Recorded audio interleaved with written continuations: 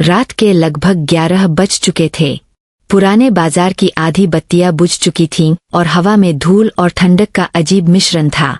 करण, एक बीमा कंपनी में काम करने वाला नौजवान, को अचानक वीरपुर गांव से जरूरी कागजात लाने थे, जो शहर से करीब 35 किलोमीटर दूर था।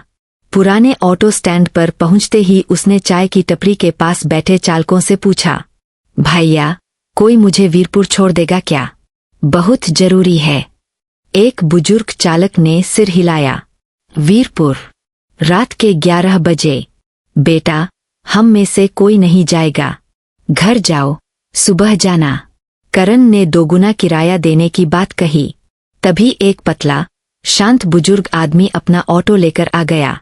मैं छोड़ दूंगा, लेकिन सुन लो, वीरपुर का रास्ता रात में जिंदों के लिए नहीं होता।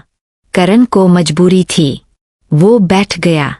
ऑटो धीरे धीरे सुनसान सड़कों से गुजरने लगा। कुत्ते नहीं भौंक रहे थे।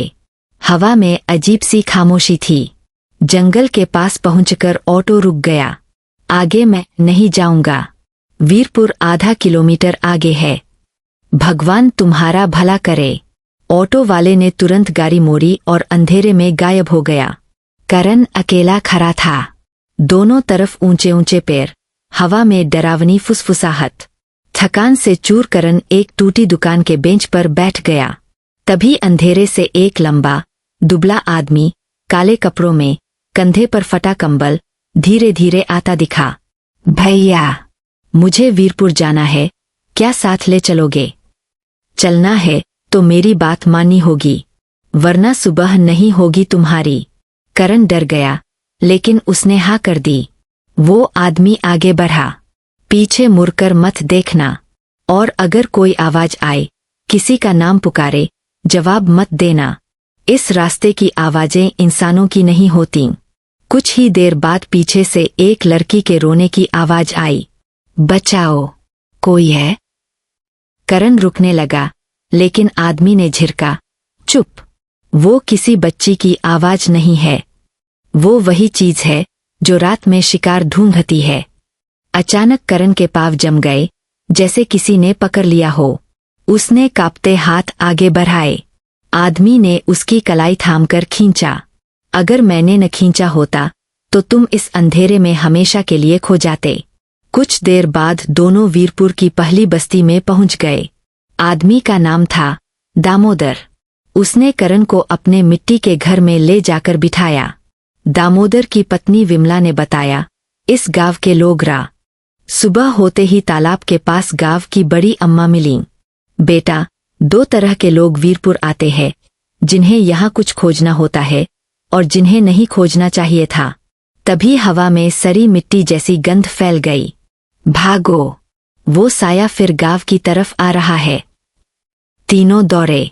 करण ने पलट कर देखा। एक लंबी, काली, चेहराविहीन परछाई हवा में लहराती हुई उनके पीछे आ रही थी।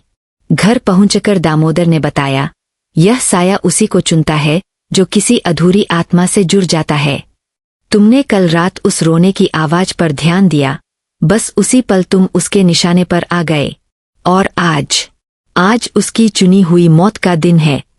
करण का चेहरा सफेद पड़ गया। मैं तो सिर्फ कागज लेने आया था। बड़ी अम्मा ने पूछा, कौन से कागज? करण ने बताया, एक पुराने बंद गोदाम के कागजात।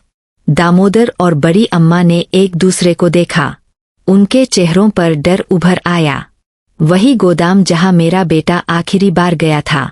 बड़ी अम्मा ने धीरे धीरे बताया, बरसों पहले उस गोदाम में आग लगी थी। 31 मजदूर अंदर जलकर मरे।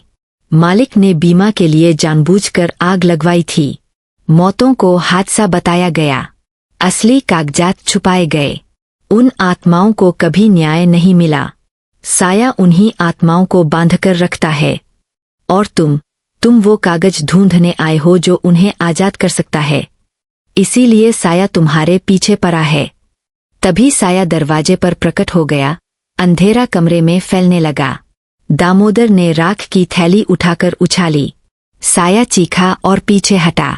भागो करण, गोदाम जाओ, सच ही तुम्हें बचाएगा। दोनों दौड़ते दौड़ते गांव के छोर पर पहुंचे।